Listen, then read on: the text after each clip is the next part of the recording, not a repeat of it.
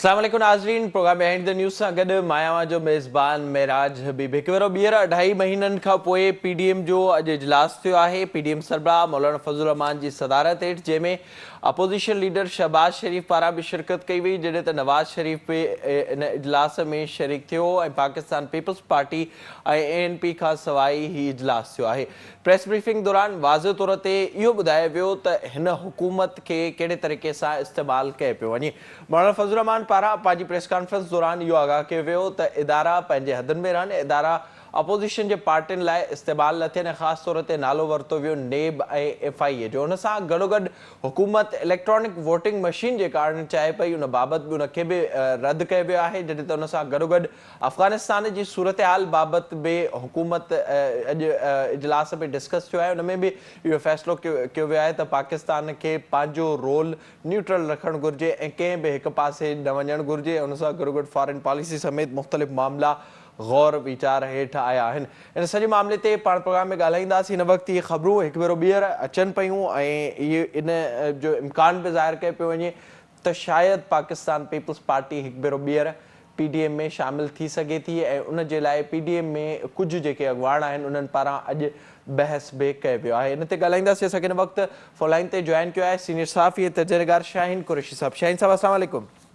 वालेकुम अस्सलाम मेरा साहब। शाहीन साहब बहुत शुक्रिया आपका प्रोग्राम में वक्त देने के लिए। बताइएगा, आज PDM का इजलास हुआ, ज़ाहिर है बिलावल साहब कुछ दिनों से ये बार बार कह रहे हैं कि जो जिस बात पर पीपल्स पार्टी को निकाला था उस बात पर अमल तो अभी तक नहीं हो रहा, और आज ये भी खबरें आ रही हैं कि PDM के इजलास में एक बार फिर पीपल्स पार्टी को लाने के हवाले से भी बातचीत हुई है। आप किस तरह से देखते हैं इस पेशरफ्त को?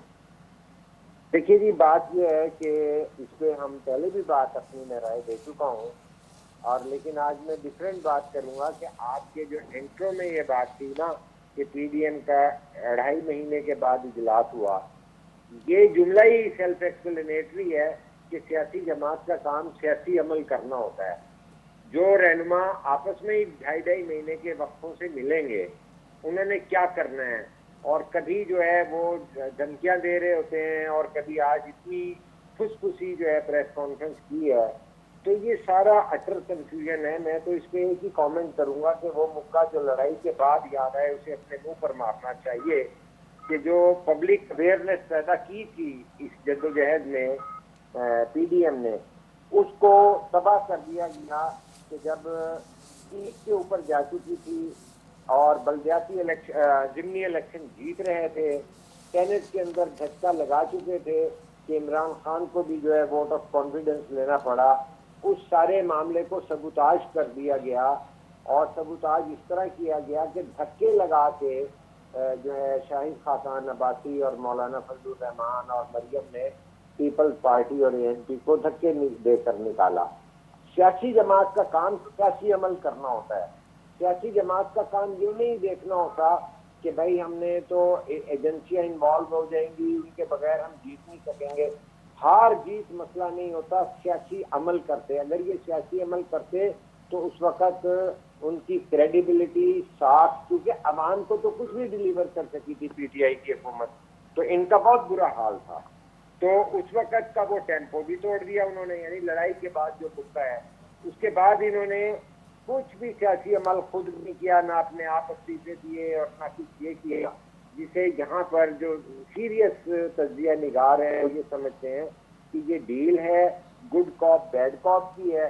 क्योंकि पंजाब में पहली बार जो है ये तहरीक का रुख जो है एस्टेब्लिशमेंट की तरफ था, इन्होंने उसका रुख मोड़ दिया और इन्होंने PDM तोड़ दी। इन्होंने लॉन्ग मार्च के प्रोग्राम को कैंसिल कर दिया जो पिंडी से होकर गुजरना था, और इस सारे को कॉन्फिडेंस बिल्डिंग मैयर के तौर पर किया गया था। और अब ये उसके बाद जो है शहबाज शरीफ रिहा हो गए जमानत पर, इसके बाद जो है ये गुड कॉप बैड कॉप हो रहा है। पर शाहीन साहब, तो ये भी एक तासुर दिया जा रहा है मुसलसल, ज़ाहिर है जो आप बात कर रहे हैं शहबाज शरीफ साहब के हवाले से या मुस्लिम लीग नून के जो दूसरे रहनुमा थे उनकी आज़ादी हमने देखी, पर पीपल्स पार्टी के हवाले से भी ये खबरें गर्दिश कर रही हैं कि अगला जो टेन्योर आने वाला है उसके लिए बिलावल साहब तैयार हो रहे हैं, और यही नतीजा है कि अब बलूचिस्तान से जनरल साहब भी आ गए और दूसरे लोग जो ज़ाहिर हमेशा रहे हैं ان طاقتوں کے ساتھ وہ شمولیت کر رہے ہیں. کراچی میں پیپلز پارٹی مضبوط ہو رہی ہے. پھر ہم یہ بھی سن رہے ہیں کہ وہاں پر پنجاب میں جو ترین فیکٹر تھا وہ بھی پیپلز پارٹی کی طرف جھکاؤ اپنا دکھا رہا ہے. تو اسے ظاہری طور پر جو اسٹیبلشمنٹ کے ہم دیکھتے ہیں پورے ملک کے اندر جہاں پر ہمیشہ سے ان کی ہی چلتی ہے وہ فیکٹر اگر پیپلز پارٹی میں جا رہے ہیں تو پھر وہاں پہ بھی کچھ نہ کچھ تو ہوا ہے. دیکھیے درست کا آپ نے اچھی نشاندہی کی ہے، لیکن کیا میں آپ کو یہ کہہ سکتا ہوں کہ سیاست ایک پاسبلٹیز کا کام ہے کہ سب سے پہلی جو لاڈلا تھا وہ تو نواز شریف کا نون لیگ تھی. آفٹر جنیجو، جب جنیجو کو فارغ کر دیا ضیاء الحق نے اپنا ہینڈ میڈ، اس کے بعد لاڈلا نمبر 2 پی ٹی آئی آئی ہے بقول نواز شریف پارٹی کو. دیکھیے اب یہ اسٹیبلشمنٹ لائی ہے، اسے پیپلز پارٹی بھی کہتی ہے، اسے پورا پی ڈی ایم کا الائنس بھی کہتا ہے. تو اب لاڈلا 1 اور لاڈلا 2 دونوں پرو اسٹیبلشمنٹ ہو گئے کہ شہباز بھی ڈیل کر سکتا ہے. اسٹیبلشمنٹ کہے گی پارٹی 1 ہو جائے یا پارٹی 2 آ جائے. تو پیپلز پارٹی کا یا دیگر ڈیموکریٹک فورسز کا یہ حق نہیں ہے کہ وہ اپنے آپ کو آئسولیٹ نہ ہونے دے سیاسی عمل سے، بیکاز وہ پولیٹیکل اینیمل ہیں. اور انہوں نے یہ سیکھا ہے کہ پیپلز پارٹی کے لوگ کہیں ختم نہیں ہو گئے. محترمہ شہید کے دور میں بھی جو ہے 15-16 سیٹوں تک لے جایا گیا تھا، اس کے بعد انہوں نے کم بیک کیا تھا. تو اب صورتحال یہ ہو گئی ہے کہ یہ سارے معاشرے نے سیکھا ہے کہ الیکٹیبل سیٹیں لے جاتے ہیں اور الیکٹیبل کو ملا کر، خاص لیگوں کو ملا کر، کنگ پارٹیوں کو ملا کر حکومتیں بن جاتی ہیں. کسی کو خاص لیگ مل جائے گا، پیپلز پارٹی کو پچھلے الیکشن میں خاص لیگ بھی مل گئی تھی، ایس پی این بھی مل گئی تھی، ٹھیک ہے نا. تو اب جب یہ پورے سیاسی تجزیے ہو رہے ہیں تو اب آپ کہیں کہ جی وہ پیپلز پارٹی والے یہ کہتے ہیں کہ ہم نے بھٹو صاحب شہید کروائے، ہم نے بے نظیر کی جان دی، ہم نے شاہ نواز مرتضیٰ کی جان دی، اب ہم کیا بندے مرواتے رہیں گے؟ سیاسی سماجی پروسیس آگے بڑھتا جائے. انہوں نے لا تعلق نہیں ہونا سیاسی عمل سے. یہ جو یہاں شاہین صاحب یہ تو ہم سن رہے ہیں، ظاہر جو آپ جس طرف اشارہ کر رہے ہیں صورتحال وہ تو ہم دیکھتے ہیں کہ ہر دفعہ کمپرومائزز ہوتے ہیں. پھر اپوزیشن میں یہ جماعتیں ہمیں جمہوریت کا راگ آلاپتے ہوئے بھی نظر آتی ہیں. انہوں نے بھی الیکٹیبل لے لیے. لیکن اب بات یہ ہے کہ جس ملک کی بدقسمتی یہ ہو کہ سیاسی عمل کے اندر مڈل کلاس نہ آئے. پھر تو سر نواز شریف کا بیانیہ اس وقت درست ہے جو آج بھی انہوں نے بات کی ہے. ظاہر وہ کہہ رہے ہیں کہ اداروں کو اپنی حدود میں رہنا چاہیے، سیاست میں مداخلت نہیں کرنی چاہیے. پر اب سیاسی عمل نہیں ہے نا. یہ وہی بات ہے کہ ہم دین کی بات کرتے ہیں لیکن ہمارا کردار کیا ہے دین کے حوالے سے. یہی ہم آئینی بات کرتے ہیں کہ اداروں کی مداخلت نہیں ہونی چاہیے، آئینی ہونا چاہیے. ہمارا کردار کیا ہے؟ یہ نہیں بات کہ خدا نخواستہ ہمارے کوئی مذہب میں کمی آ گئی ہے، ہمارے کردار میں کمی آئی ہے نا. تو یہ ایک چیز کی نشاندہی کرنے کی ضرورت ہے کہ کوئی نہیں کہہ رہا کہ موقف پہ کیا بات ہے. موقف تو یہ ہے کہ بھئی ووٹ کو عزت دیتے دیتے باہر چلے گئے اور وہاں سے جو ہے ایکسٹینشنیں دے رہے ہیں ووٹ کو عزت دینے کی. تو بات بڑی، چاہے وہ سارے مل کے دے رہے ہیں، کوئی میں ایک کو سنگل آؤٹ نہیں کر رہا، لیکن ہم نے یہ دیکھنا ہے کہ کس کا کیا بیانیہ ہے. یہ کوئی بیانیہ نہیں ہے کہ ادھر مریم کے جملے کچھ اور ہیں، شاہد خاقان کے جملے کچھ اور ہیں. شاہین صاحب ظاہر ہے اگر یہ بیانیہ نواز شریف صاحب لے کر آگے چل رہے ہیں تبھی تو ان کے پارٹی کے اندر بھی مسائل پیدا ہو رہے ہیں. نہیں، میں اب آپ کو ایک آج بات بتاتا ہوں کہ پیپلز پارٹی کی اس اے این پی کی ڈیمانڈ کے اوپر یہ جو ہے عدم اعتماد کیوں نہیں بتا رہے. یہ دیکھیے کسی بھی میں دیکھتا ہوں مبصرین اس بات کو نہیں کر رہے. ان کو سیاسی ٹریننگ نہیں ہے. وہ یہ کہہ رہے ہیں ہم ہار جائیں گے. شاہد خاقان عباسی روز یہ کہتے ہیں کہ اسٹیبلشمنٹ کی آشیرواد کے بغیر نہیں جیت سکتے، جبکہ انہیں ہار جائیں یا جیت جائیں انہیں سیاسی عمل کرنا چاہیے. ان کے 4 مہینے سیاسی عمل میں گزر جائیں گے، پنجاب ہلتا رہے گا 4 مہینے. اس کے بعد وہ اسپیکر کو عدم اعتماد کر دیں، اس کے بعد وزیر اعظم کو کریں، اتنی دیر بعد پھر عثمان گزار کے 6 ماہ گزر جائیں گے. یہ ہوتا ہے سیاسی عمل. اس کے اندر آپ اگلے کو کوئی وہ نہیں کرنے دیتے، اتنی دیر میں الیکشن آ جائے گا. تو سیاسی عمل کرنا چاہیے. اگر ہار بھی جائیں گے تو بے نقاب ہوگی پولیٹیکل سینیریو یہاں کا کہ دیکھیے بھیا یہاں ہم سینٹ میں اتنے تھے، اندر جاتے ہیں تو ہم ہار جاتے ہیں.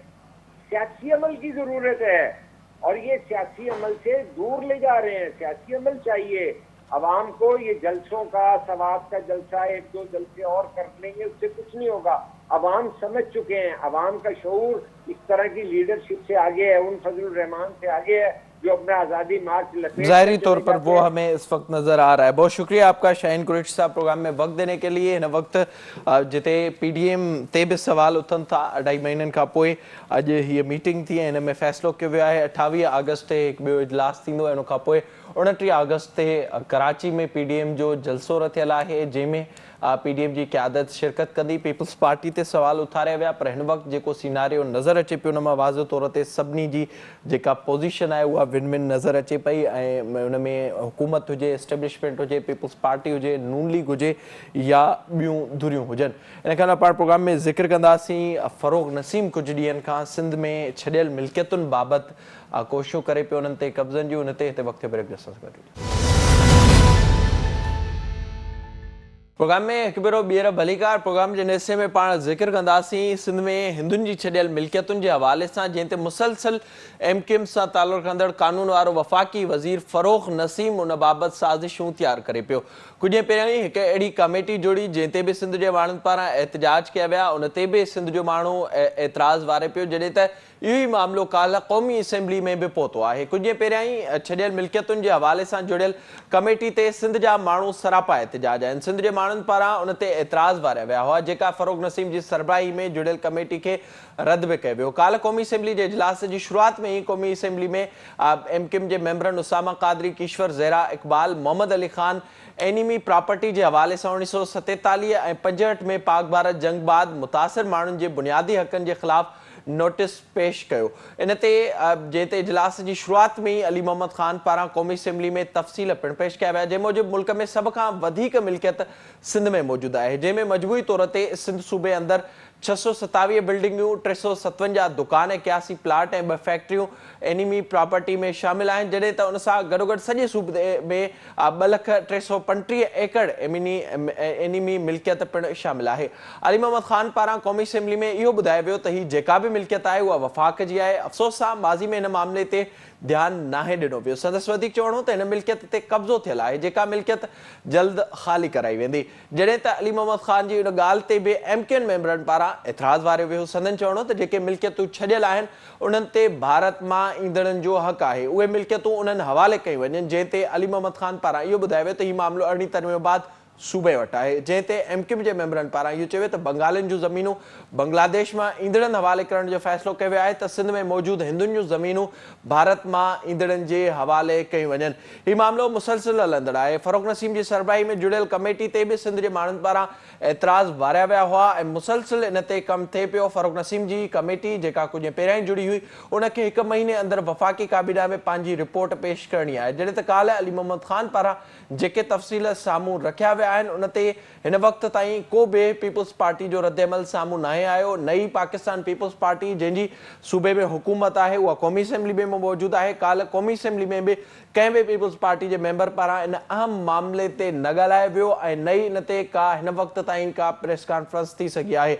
तोड़े जो जेका कमेटी जोड़ी वई आहे उन में अक्सरियती मेंबर एमकेएम सां तालुक़ रखनि था ऐं उन्हनि पारां हिकु फ़ैसिलो बि ॾिनो वियो आहे। उन बावजूद बि हिन वक़्त ताईं पीपल्स पार्टी जी ख़ामोशी ते केतिरा ई सवाल उथनि था। प्रोग्राम में ज़िक्र कंदासीं इन सॼे मामले ते, ख़ासि तौर ते जेका कमेटी फ़रोग़ नसीम पारां जोड़ी वई ऐं काल्ह ध्यानु छिकायो नोटिस क़ौमी असेंबली में एमकेएम जे मेंबरनि पारां पेश कयो वियो ऐं जॾहिं अली मोहम्मद ख़ान पारां इहो ॿुधायो वियो त 18 तरमीम खां पोइ ही मामला सूबे जा आहिनि, त उन ते बि एमकेएम पारां एतिराज़ वारियो वियो ऐं इहो ॿुधायो वियो त जेके छॾियल मिल्कियतूं आहिनि उहे वफ़ाक़ वटि यानी कि रियासत वटि ई रहंदियूं आहिनि। हिन ते ॻाल्हाईंदासीं। असांखे हिन वक़्तु फ़ोन लाइन ते जॉइन कयो आहे सीनियर तजनिकार ऐं लेखक आहिनि मोहतरम जनाब नसीर मेमण साहब। साईं अस्सलाम वालेकुम। वालेकुम सलाम।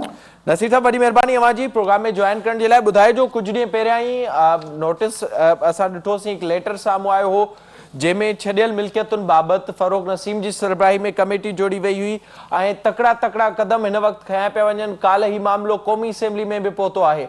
अवां कीअं पिया ॾिसो हिन सॼे मामले खे? ही त पीटीआई जी अंदरि सदन में उहे माण्हू आहिनि जेके सदाईं खां सिंध में नकली सियासत कंदा रहिया आहिनि, हाणे खणी उहो पीटीआई जो हिसो थिया आहिनि, पर अमली तौर हुन जो माइंड सेट उहो ई आहे।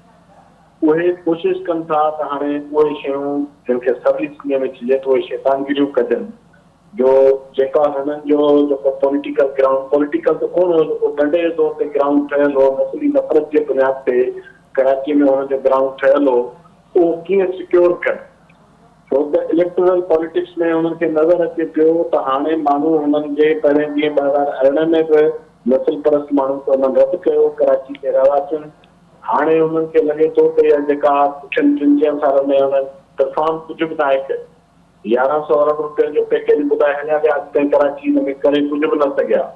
वरी बाक़ी सॼी सुंदराब लाइ किथां हिकिड़ो पैकेज असां ॿुधो, उन मां बि का पेशरफ़्त न थी।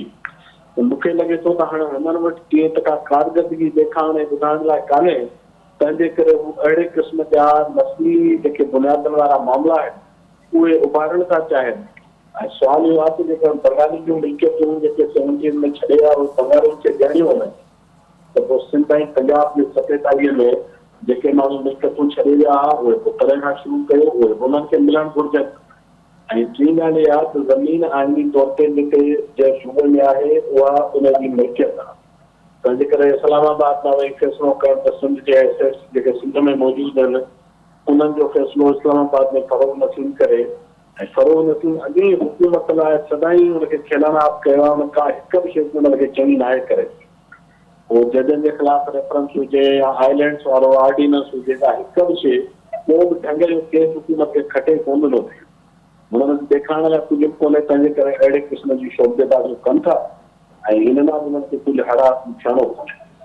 अब नसीर ज़ाहिरा जेको असां ॾिठोसीं फ़ैसिलो बि थी वियो, बंगालियुनि जो जीअं अवां ज़िक्र बि कयो, जेके बांग्लादेश खां आया उन्हनि हवाले करण जो, ऐं काल्ह इहो ज़िक्र थिए पियो किश्वर ज़हरा, उसामा क़ादरी जेके मेंबर आहिनि एमक्यूएम जा, उन्हनि जो त जेके हिंदुनि जूं छॾियल मिल्कियतूं हुयूं उहे भारत मां ईंदड़ जेके मुहाजिर हुआ उन्हनि जे हवाले कयूं वञनि।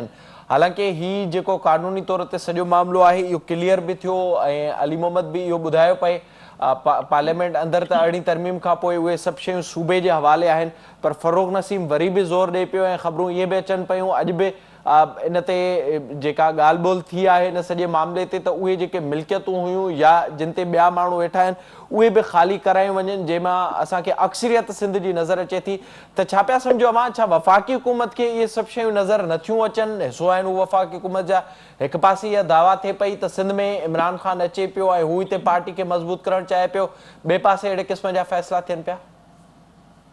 त जेके पीटीआई में सिंधी ॻाल्हाईंदड़ वेठा आहिनि मथे खां हेठि ताईं, उन्हनि जी ज़िमेवारी आहे न त पंहिंजी क़यादत खे इहा शइ सम्झाइनि। छोकी थोरो पार्टी जे अंदरि जेके माण्हू वेठा आहिनि या नवां शामिल थिया आहिनि, या जेके पीटीआई जी क़यादत खे सिंध में सियासी ग्राउंड ॾियण लाइ हुनखे चवनि था त अचो जलसा कयो ऐं सिंध में पीटीआई अॻिभराई करे, त हुननि खे सम्झणु घुरिजे त जॾहिं हिन क़िस्म जूं हरकतूं कंदा त पोइ हुननि खे सिंधी ॻाल्हाईंदड़नि मां केरु रोल कंदो? हीअ त पार्टीअ जे पुठीअ में खंजर पियो हणनि फ़रोग़ नसीम पंहिंजे पेटी इंटरेस्ट जे लाइ, पंहिंजे नस्ल परस्त सोच जे लाइ।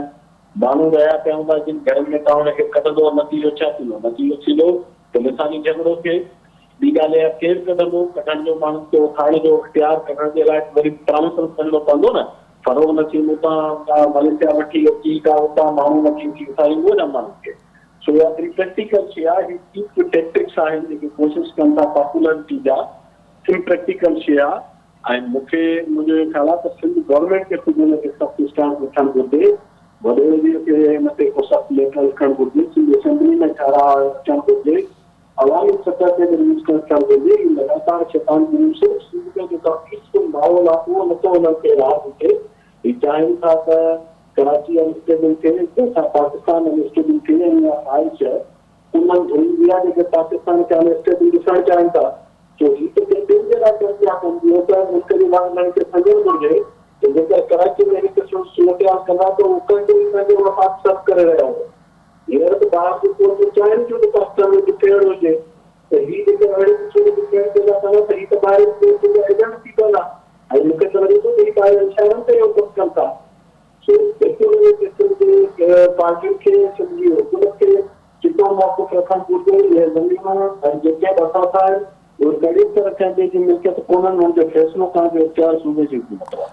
सर सिंध जी हुकूमत जी जेका अवां ॻाल्हि कयो पिया ज़रा, ही मामिलो कुझु ॾींहंनि खां हले पियो ऐं हिकु महीने में फ़रोग़ नसीम खे जमा कराइणी आहे रिपोर्ट पार्लियामानी कमेटी में। हिन वक़्त ताईं को असां ख़ासि स्टांस सिंध हुकूमत जो बि न पिया ॾिसूं को इन ते। हालांकि काल्ह जॾहिं क़ौमी असेंबली में मामिलो आयो त उते बि पीपल्स पार्टी जे बि कंहिं मेंबर पारां आवाज़ न उथारियो वियो इन मामले ते ऐं नई असांखे हिते का प्रेस कॉन्फ्रेंस इन मामले ते थींदे नज़र आई आहे नई कंहिं सूबाई असेंबली में ही मामलो हिन वक़्त ताईं आयो आहे त इहो ॿुधाइजो पीपल्स पार्टी तरफ़ां जॾहिं सिंध जा जेके जीनियन मामला आहिनि उन्हनि खे नज़रअंदाज कयो थो वञे तेसिताईं जेसिताईं आवाम उन ते आवाज़ न उथारे या भरपूर नमूने सां के एहतजाज न थियनि तेसिताईं उन्हनि खे नज़रअंदाज कयो पंहिंजे पीपल्स पार्टी पंहिंजो किरदारु अदा छो नथी करे अहिड़नि मामलनि ते बिल्कुलु हुनजी ज़िम्मेवारी आहे हुकूमत जेका सिंध में आहे उहा सिंध जे समूरनि माण्हुनि जे समूरनि मफ़ाद जी कस्टोडियन उन जे लाइ हुनखे माण्हू वोट ॾियनि था असां न चऊं था नेशनल स्टेट फलाणी फलाणी पार्टियूं आवाज़ उथारनि या उन्हनि खां पुछाणो थींदो आहे पर उसूली तौर जंहिं वटि जंहिंखे वोट मिले थो जेके हुकूमत में पहिरीं ज़िम्मेवारी आहे ई उन्हनि जी सो असां ई तव्हां सभिनी खे तव्हां मीडिया ते जॾहिं सिंध गवर्नमेंट जा नुमाइंदा तव्हां वटि अचनि था या तव्हां जा दोस्त हुननि सां मिलनि था प्रेस कॉन्फ्रेंस या मीटिंग्स में त इहो सुवालु उथारणु घुरिजे इहो हुननि ते ज़ोर विझणु घुरिजे ऐं सॼी सिंध खे हिन ॻाल्हि ते ज़ोर विझणु घुरिजे त सिंध हुकूमत ज़िम्मेवार आहे त सिंध जे मफ़ादनि जो तहफ़ुज़ करे सिंध जे समूरनि ॿोलियुनि जे रहंदड़ माण्हुनि जे मफ़ाद जो तहफ़ुज़ करे ऐं कंहिंखे बि इजाज़त न ॾिए त सूबे जे अंदरि इनस्टेबिलिटी करण वारो माहौल ठाहे सो इहो प्रेशर सिंध हुकूमत ते बिल्कुलु वॾी महिरबानी नसीर मेमण साहब असां सां गॾु मौजूदु आहे ज़ाहिरी तौर ते ही मामिलो कुझु ॾींहंनि खां हलंदड़ आहे हिन मामले जेको कमेटी जुड़ी हुई कमेटी जे पहिरें इजलास में बंगालियुनि खे ज़मीन ॾियण जो फ़ैसिलो कयो वियो हुन बाद असां ॾिठोसीं काल्ह ही मामिलो क़ौमी असेंबली में बि पहुतो पाकिस्तान पीपल्स पार्टी जे मुसलसिल ख़ामोश हुजण ते सवाल उथनि था काल्ह न क़ौमी असेंबली में इन ते आवाज़ उथारियो वियो न ई हिन मामले ते हिन वक़्त ताईं का प्रेस कॉन्फ्रेंस कई वई हिन खां अलावा पाण प्रोग्राम में ज़िक्र कंदासीं जस्टिस अहमद अली शेख जी इडाक जज तौर मुक़ररी जे हवाले सां वक़्त ब्रेक जो असां सां गॾु रहिजो प्रोग्राम में हिकु भेरो ॿीहर भलीकार प्रोग्राम जे हिस्से में पाण ज़िक्र कंदासीं जस्टिस अहमद अली शेख जी मुक़ररी जे हवाले सां काल्ह जुडिशियल कमीशन जे इजलास में बि साॻी राय रखी वई ऐं हुन में बि इहो ई ॿुधायो वियो त जस्टिस अहमद अली शेख खे एडाक जज तौर ई मुक़ररु कयो वेंदो तोड़े जो हिन सॼे मामले ते वकील बिरादरी मुसलसिल सरापा एहतजाज आहे सॼे पाकिस्तान जे जेके बि ॿार आहिनि उन्हनि पारां बि इन वाक़े जी मज़म्मत कई वई आहे ऐं इख़्तिलाफ़ कयो आहे इन फ़ैसिले सां हिन वक़्त ताईं इहा ॻाल्हि साम्हूं नाहे अची सघी त एडाक जज तौर मुक़ररु थियण जे लाइ हामी जस्टिस अहमद अली शेख भरी आहे या न उन खां जस्टिस अहमद अली शेख पारां वाज़े कयो वियो हो त हू एडाक जज तौर मुक़ररु न थींदो उनखे मुस्तक़िल जज तौर मुक़ररु कयो वञे हाणे हिन सॼे मामले ते क़ानूनी पेचीदगियूं बि साम्हूं अचनि पियूं जॾहिं त इहे ख़बरूं बि वाज़े तौर ते साम्हूं अचनि पियूं हिन वक़्तु सुप्रीम कोर्ट जे जजनि जो तादादु 17 आहे हिकु वैकेंसी उते ख़ाली आहे ऐं उते ही पहिरियों सिंधी जज हुजे हा उहो जेको शामिल थिया पर न थियण जा जेके सबब आहिनि उहे बि हिन वक़्त ताईं साम्हूं न आहिनि अची सघिया हिन सॼे मामले ते पाण प्रोग्राम में ॻाल्हाईंदासीं असांखे हिन वक़्तु फ़ोन ते जॉइन कयो आहे सीनियर वकील आहिनि अॻोड़ा सुप्रीम कोर्ट बार एसोसिएशन जा सदर आहिनि मोहतरम जनाब अमानुल्लाह करनाणी साहब करनाणी साहब अस्सलाम वालेकुम वालेकुम सलाम सर वॾी महिरबानी अवां जी प्रोग्राम में जॉइन करण जे लाइ ॿुधाइजो सभ खां पहिरियां जेका क़ानूनी पेचीदगी हिन वक़्तु साम्हूं अचे पई ज़ाहिरा काल्ह जेको फ़ैसिलो थियो एडाक जज तौर ई जस्टिस अहमद अली शेख खे मुक़ररु कयो वेंदो हाणे ही मामिलो अॻिते वेंदो जजनि जी मुक़ररी वारी कमेटी ॾांहुं उन खां अॻु ई जस्टिस अहमद अली शेख इन एडाक जज तौर मुक़ररी खां जवाबु ॾेई चुको आहे त इन सूरत हाल में अवां छा पिया सम्झो त क़ानूनी तौर ते अगरि हिकु जज जवाबु ॾिए थो ऐं जुडिशियल कमीशन हुनखे मुक़ररु करणु चाहे थी त कहिड़ो ऑप्शन वञी बचे थो ॾिसो त बिस्मिल्लाह रहमान रहीम सभिनि खां पहिरियों त जेको सिस्टम आहे सॼो तरीक़ेकार आहे उहो ईअं मामूल जे मुताबिक़ न आहे बदकिस्मती आहे हिन खां अॻु में जस्टिस अली साहब जो जेको अपॉइंटमेंट थियो आहे 5 नंबर थियो सिंध हाई कोर्ट खणी मथे विया आहिनि उहो अञा ताईं मामिलो ख़तमु न थियो आहे चंद ॾींहं थिया आहिनि ऐं वरी अहिड़े मामले अञा ताईं हुनजो पार्लियामेंट कमेटी बि मंज़ूरी न ॾिनी आहे अञा ताईं हुन नोटिफिकेशन बि न थियो आहे इन हिसाब सां सुप्रीम कोर्ट में जजनि जी तादाद जेका कुल तादाद 17 आहे और हिन वक़्तु 16 आहिनि जेसि ताईं मज़हर अली साहब अचे तो ॻाल्हि शइ आहे आइन इहो चवे थो एडाक जज उन वक़्तु मुक़ररु कबो आहे जॾहिं सभई जज जी तादाद उहो भरियलु हुजे सभु मुकमल जेका वैकेंसियूं भरियलु हुजनि तॾहिं एडाक जज रखिबो आहे कम जे नोयत जे मथां सभई जज इहे सभु केस नथा निपटाए सघनि हाणे वधीक जजनि जी ज़रूरत एडाक जज रखंदा आहिनि हाणे हिते त अञा ताईं 16 जज आहिनि 17 आयो न आहे अञा ताईं अॻु में हुनजी मंज़ूरी कीअं ॾियनि था नंबर 1 ॿी ॻाल्हि इहा आहे उहो अगरि बतौर सीनियर जज ऐं हाई कोर्ट में चीफ जस्टिस वेठो आहे ऐं उन खे तव्हां छॾे करे 5 जज नंबर वारे खे वठो था, इन महिल तव्हां उन खे न पिया सम्झो 6 ॾींहं अॻु में कि उहो सुप्रीम कोर्ट जज थी सघे, तो अॼु उन बाद यकदम उहो कीअं अहल थी वियो आहे जंहिंखे तव्हां खणो था, उनखे छो न तव्हां परमानेंट सीट जे मथां खणो आहे। ऐं अञा बि ॿी ॻाल्हि इहा, हाणे चंद ॾींहंनि खां बाद जस्टिस मुशीर आलम साहिबु रिटायर थिए थो, अगरि तव्हांखे जस्टिस अली मोहम्मद साहिब खे खणणो ई आहे त जॾहिं इंतज़ारु कयो उनखे परमानेंट जज जे हैसियत सां खणो। सिंध जी नुमाइंदगी वारी ॻाल्हि आहे, तॾहिं बि उन में उन वक़्तु मुकमल जॾहिं उहो जज थिए, एडाक जज न हूंदो आहे, एडाक जज आरज़ी 1 साल जे लाइ, हुते उनजा अगरि 2 साल आहिनि 3 साल आहिनि उहो पंहिंजो उहो बि ज़ाहिर थी वेंदसि। हिते जेकर 1 साल लाइ वेंदो, अॻे साल इनखे एक्सटेंशन कोई करे ॿियनि जे रहम करम ते हूंदो। ऐं इहे ज़िलत जी ॻाल्हि आहे, सिंधी सां हक़ ॾियणो न आहे, हिकिड़े हिकिड़े खे ज़िलत वांगुरु जेको आहे न हुनखे कंडक्ट करनि था। ॿी ॻाल्हि, हाणे त जुडिशरी जेकी एतिरी बदनाम थी चुकी आहे, एतिरो मुतनाज़ा थी चुकी आहे, अहिड़े जज को फ़ैसिलो वठनि था जेको 4 ॾींहं खां बाद रिटायर थियो त मुशीर आलम साहिबु, कहिड़ो क़यामत अचे थो 4 ॾींहं अॻु में बि तव्हां फ़ैसिलो को इन जज जे ज़रिए सां। ऐं उन स्ट्रेंथ सां अगरि मुशीर आलम साहिबु न हुजे हा त न जेको 5 नंबर वारो जज जेको सुप्रीम कोर्ट अची सघे हा, अगरि मुशीर आलम साहिबु न हुजे हा हाणे अली मोहम्मद शेख जो फ़ैसिलो न थी सघे हा, छो जो जेको बैलेंस हो तादाद 9 में 4 हिकु तरफ़ हुया, 4 ॿिए जनरल हुन जो फ़ैसिलो ॾियो त 5 थी विया। इन हिसाब सां अगरि मुशीर आलम खे तव्हां कढो त इहो फ़ैसिलो ई न थी सघे हा। त मुशीर आलम जे मुल्की में जेके ॿई फ़ैसिला आहिनि मुंहिंजे नज़दीक उहे बदनीयत जे मथां मुश्तमिल आहिनि, ऐं इन खे बिल्कुलु दुनिया जे कोई तारीख़ में इन शइ को माफ़ न कंदो। इहो उहो ई फ़ैसिलो आहे जीअं भुट्टे जे फांसी में थियो आहे कि 2 जज हिकु तरफ़ हुया, 2 जज ॿिए तरफ़ हुआ, हिकिड़े जज को फ़ैसिलो वरितो अथनि, उहो जजनि जेके आहिनि बाक़ाइदा इनकार बि कयो, उहो असां उनखे फ़ैसिलो फांसी जो करण साहब थोड़ो हिते हिकु ॿियो मामलो क्लियर कजो। ज़ाहिरा हिन वक़्तु अहमद अली शेख साहब सिंध हाई कोर्ट जो चीफ जस्टिस आहे ऐं हाणे उनखे सुप्रीम कोर्ट ॾांहुं वञिणो आहे। ज़ाहिरा जेको हितां वारो चैप्टर आहे उहो क्लोज़ थींदो तॾहिं उहो सुप्रीम कोर्ट जे जज लाइ वञी सघे थो, ऐं सभिनी खां वधीक एक्सपीरियंस रखंदड़ सिंध में सिंध हाई कोर्ट जो जज हिन वक़्तु जस्टिस अहमद अली शेख साहब ई आहे। त इन सूरत में अगरि हू एडहाक जज थियणु नथो चाहे, हितां बि उनजो मुदो पूरो थी चुको आहे ऐं हू सभिनी खां सीनियर जज आहे तॾहिं रेफर थियो आहे सुप्रीम कोर्ट ॾांहुं, हू थियणु नथो चाहे, हितां मुदो पूरो थियो आहे, त इन सूरत हाल में छा ऑप्शन बचे थो ऐं कानून इन बाबति छा थो चवे अगरि जुडिशियल कमीशन फ़ैसिलो बि करे एडहाक जज तौरु मुक़ररी जो त? तो वाज़िया उते जाते आइन में लिखियल आहे, अगरि कोई जज उन में चीफ जस्टिस जो नालो न आहे, अगरि कोई जज सुप्रीम कोर्ट अचण में इनकार करे त उहो जेका आहिनि उहो पंहिंजो जज जी उहो पंहिंजो हक़ धोई वेंदो। इहो हिकिड़ो मिसाल अॻे आहे पंहिंजो जस्टिस अमीर मुगल जो, उहो जॾहिं chief justice Balochistan high court हुयो त उन खे जज जे तैनात कयूं, सुप्रीम कोर्ट जो उन इनकार कयो त उहो जज खां बि हले वियो। एडाक जज करनि था, अमीर महगल खे करनि पिया मुस्तकिल जज, अमीर महगल साहब खे मुस्तकिल जज करनि पिया, उन इनकार कयो त इन जे लाइ हिते त एडाक जज आइन में लाज़मी न आहे। सुप्रीम कोर्ट जज खे वैकेंसी खे भरणु ज़रूरी आहे। अगरि कोई शख़्स सुप्रीम कोर्ट जी वैकेंसी खे भरण जे लाइ तयारु न हुजे, आइन जे तक़ाज़े खे पूरो न करे, पोइ उन खे तव्हां उन आर्टिकल जे तहत कढी सघो था त भाउ उहो जेका जज थियण जो क़ाबिल न आहे, छो उहो सुप्रीम कोर्ट जो ऑर्डर नथो मञे।